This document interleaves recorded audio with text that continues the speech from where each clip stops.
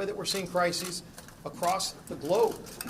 You see right now thousands of rockets going off in the Middle East. Israel's under attack. Where's President Biden's leadership? He spent more time negotiating to help Iran get towards a nuclear weapon than to confront the problems of Hamas and Palestinians attacking Israel. You're seeing Russia continue to be on the move. In fact, not only is Russia on the move in Eastern Europe, Russia's attacking America's pipelines. And what is President Biden doing?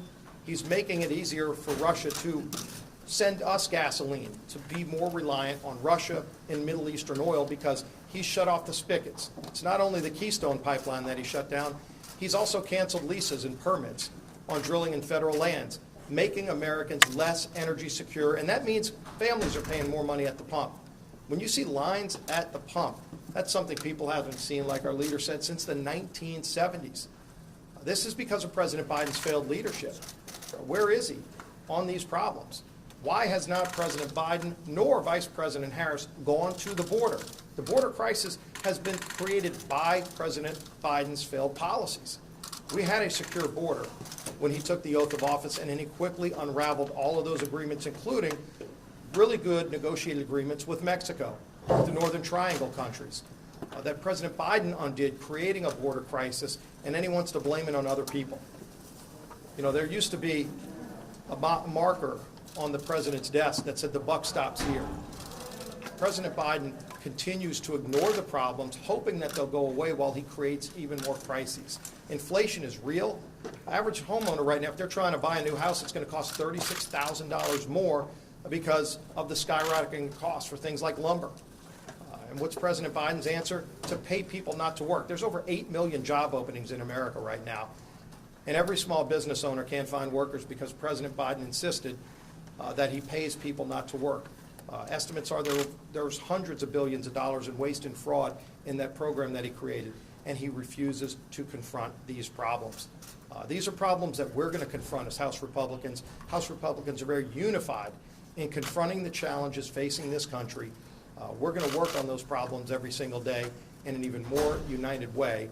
That's why we're proud that Elise got elected today. Now I want to bring up our conference vice chair, also from the state of Louisiana, Mike Johnson.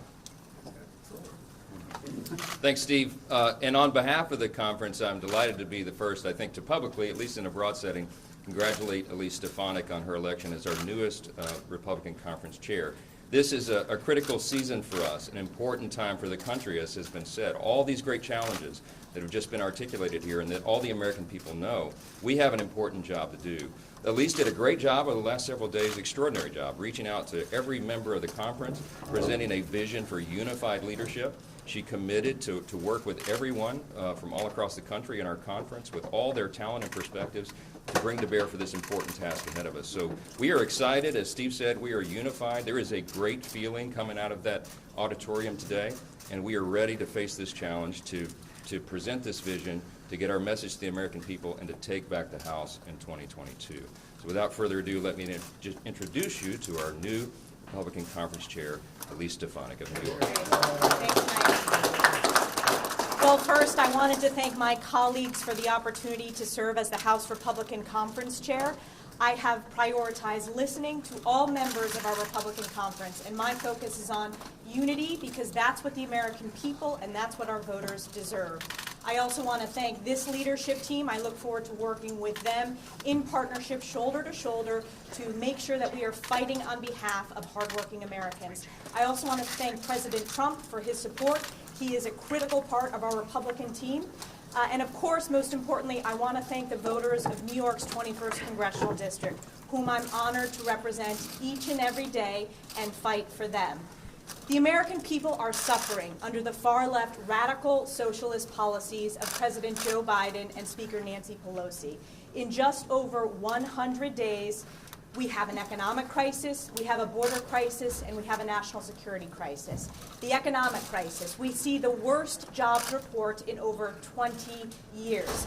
Unemployment is up, small businesses are struggling to hire workers, and Speaker Pelosi and Joe Biden's solution to that is to pay people to stay out of work rather than incentivizing people to get back to work. As Republicans, we are fighting to reopen the economy, to create jobs. We are fighting against the trillions of dollars of tax increases and the trillions of dollars of reckless spending. The border crisis. This is not only a national security and homeland security crisis, this is a humanitarian crisis. We see historic concerning numbers when it comes to human trafficking on the border, when it comes to drug trafficking on the border. Every single state in this nation is a border state and feels that impact. At home in my district, the northern border is being impacted because Border Patrol officers are being transferred from the northern border to the southern border. Republicans stand for border security. And of course, the national security crisis. We are seeing our strongest ally, Israel, under attack, and we have seen Joe Biden and Nancy Pelosi not step up to stand by and support Israel and prioritize outreach to adversaries like China and Iran. So I'm very excited for this opportunity. We are unified, working as one team, and the American people know that the stakes are incredibly high.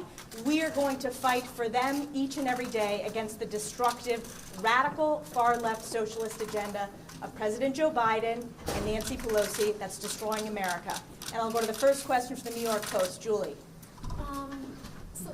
You kind of came under fire from some conservatives that were concerned about your record. Are you concerned about, I know unifying your message, but given those criticisms going into your the vote, I guess how do you kind of overcome that?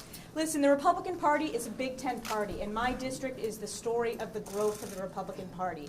My district voted for President Obama by double digits, and it voted for President Trump and myself by double digits. We have worked to grow the Republican Party, and Nancy Pelosi has her slimmest majority in a generation. We are going on offense and are going to win back the majority in 2022.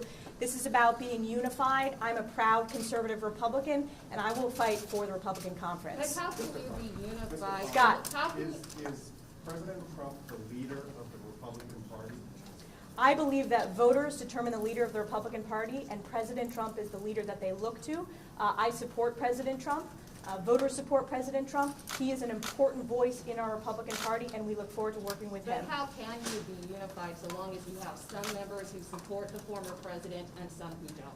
We are unified, and I look to the voters across America. Republican voters are unified in their support and their desire to work with President Trump, and we are unified as Republicans. As I said, this is the slimmest majority that Nancy Pelosi has in a generation. We picked up a number of seats, defied expectations. We're going on offense, and we're going to win on the issues because people are understanding that Joe Biden's pledge of bipartisanship, he has broken that pledge since his first day in office. There has been no bipartisan outreach. It has been party line, partisan, far-left votes, and the American people are seeing the disastrous results in the border crisis, the economic crisis, the national security crisis, and more. The American people are hurting, and Republicans are going to fight for them. Chip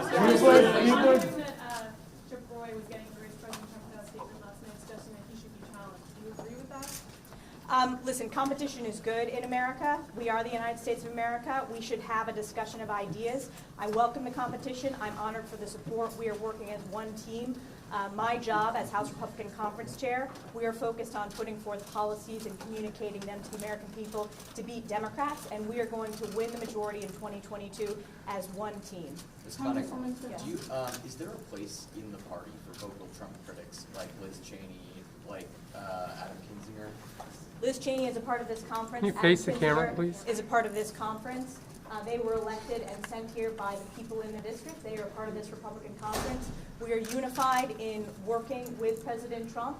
My job representing our Republican members, the vast majority, we look forward to working with President Trump. Yes. Last question. Have you talked to Liz Cheney since the events of this week? I have not. Do Thank you, everybody. Do you believe Joe Biden? One last thing. Leader McCarthy. I want to wish our policy chair right here, happy birthday. Gary Palmer, it's his birthday today, and so do you all remember the birthday song? Here we go. This is your birthday song. Hey, all right, everybody have a good weekend. We have to talk the January 6th commission. Leader McCarthy.